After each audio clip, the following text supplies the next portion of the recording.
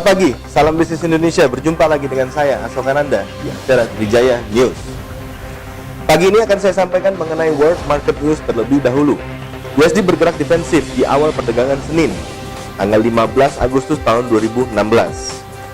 Tertekan oleh serangkaian data ekonomi Amerika Serikat tidak mendukung kenaikan suku bunga The Fed, Federal Reserve. USD tertekan setelah imbas hasil Treasury merosot tajam sebagai reaksi atas data penjualan eceran Amerika Serikat yang lebih rendah daripada perkiraan. Demikian juga data PPI yang dirilis di hari Jumat. Harapan akan kenaikan suku bunga The Fed yang rumornya akan dilakukan di bulan September menjadi lebih tipis setelah data tersebut. Demikian pula prospek kenaikan suku bunga di bulan Desember. Data ekonomi Amerika Serikat pekan ini diantaranya adalah data perumahan, indeks harga konsumen, dan output industri dan sentimen bisnis Fed Philadelphia. Sentimen konsumen Amerika beranjak naik di awal bulan Agustus seiring pandangan yang lebih baik terhadap perekonomian, mengimbangi pandangan yang lebih pesimis atas keuangan pribadi. Laporan University of Michigan hari Jumat menunjukkan indeks kepercayaan konsumen naik sebesar 90,4 dari 90,0. Angka tersebut lebih rendah dibandingkan 91,9 yang dibukukan pada bulan Agustus 2015 dan di bawah estimasi 91,5 dalam survei Reuters. Kita beralih ke pasar Asia. Bursa saham di Tokyo turun setelah mencapai kenaikan mingguan terbaik dalam sebulan pada hari Senin. Setelah mengecewakannya angka pertumbuhan ekonomi Jepang dan data penjualan retail Amerika Serikat yang meredam minat terhadap aset berisiko. Saham produsen kertas dan alat-alat rumah tangga pimpin pelemahan indeks.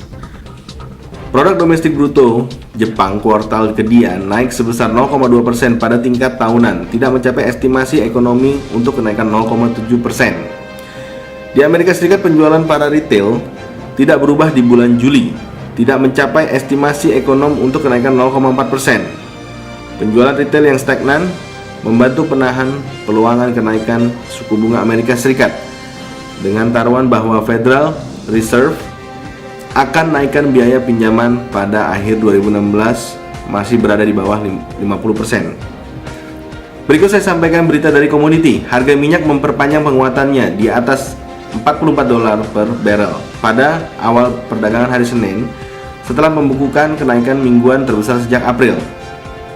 Harga minyak saat ini menguat sebesar 0,1% di level $44,65 per barrel setelah menguat 6,4% pada pekan lalu karena Saudi Arabia sinyalkan untuk siap berdiskusi untuk menstabilkan pasar pada diskusi informal OPEC bulan depan. Menteri Perminyakan Venezuela akan mengunjungi negara-negara produsen untuk melobi dan menaikkan harga menjelang diskusi OPEC. Para produsen Amerika Serikat menambah jumlah aktivitas rig untuk pekan ke-7. Itu adalah pergerakan terpanjang sejak 2014 terbesar data dari Baker Hughes Incorporation pada hari Jumat. Harga minyak telah rebound sebesar 10% sejak ditutup di bawah $40 per barrel dan merosot ke pasar bear pada awal bulan ini. Menteri Energi Arab Saudi Khalid Al-Falih mengatakan dalam pernyataan bahwa pembicaraan dengan anggota OPEC dan produsen lainnya mungkin akan menghasilkan tindakan untuk menstabilkan pasar. Kita beralih ke indeks harga saham gabungan dibuka pada posisi 5432,832. Saat ini mengalami pelemahan sebesar 18,579 poin atau sekitar 0,35% pada 5359,385 rupiah. Untuk indeks Nikkei dibuka turun sebesar 5,39 poin atau sekitar 0,03% di 16914,53 yen. Sedangkan untuk indeks Hang Seng dibuka pada posisi 22805. Saat ini bergerak naik sebesar 66,09 poin atau sekitar 0,29% di angka 22833. Kita beralih ke forex pair dengan USD. Untuk euro melemah 2 poin di posisi 1,1159. Sedangkan GBP bergerak naik 17 poin di posisi 1,2931. Japanese yen melemah 12 poin di posisi 101,39. Sedangkan untuk Swiss franc bergerak turun 14 poin di posisi 0,9756. Untuk Australian dollar bergerak naik 2 poin di posisi 0,7648. Untuk Kanada melemah 15 poin di posisi 1,2967. Untuk New Zealand melemah 18 poin di posisi 0,7184. Kita beralih ke komoditi. Harga emas antam pada pagi hari ini bergerak turun tipis sebesar Rp1.000.